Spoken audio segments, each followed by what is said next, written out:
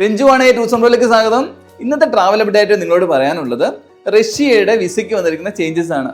നിങ്ങൾക്ക് അറിയാവുന്ന പോലെ റഷ്യ മുമ്പ് ഹാർഡ് കോപ്പിയൊക്കെ ഡോക്യുമെന്റ് സബ്മിറ്റ് ചെയ്തിട്ട് വിസ അപ്രൂവലായി വരുമായിരുന്നു. അത് മാറി ഇപ്പോൾ ഇ വിസ ആക്കിയിട്ടുണ്ട്. സിമ്പിൾ ആയിട്ട് നമുക്ക് ഓൺലൈനിൽ വിസ അപ്ലൈ ചെയ്തിട്ട് അതിന്റെ അപ്രൂവൽ എടുത്തുകൊണ്ട് പോയാൽ മതിയാവും. ഈ വിസയ്ക്ക് വന്നിരിക്കുന്ന ചേഞ്ചസ് ആണ് പറയാനുള്ളത്. മുമ്പ് ഒരു പ്രാവശ്യം വിസ ഇഷ്യൂ ആയി കഴിഞ്ഞാൽ 2 മാസമായിരുന്നു, അതായത് 60 days ആയിരുന്നു പോകാനുള്ള വാലിഡിറ്റി ആയിട്ട് കിട്ടിക്കൊണ്ടിരുന്നത്.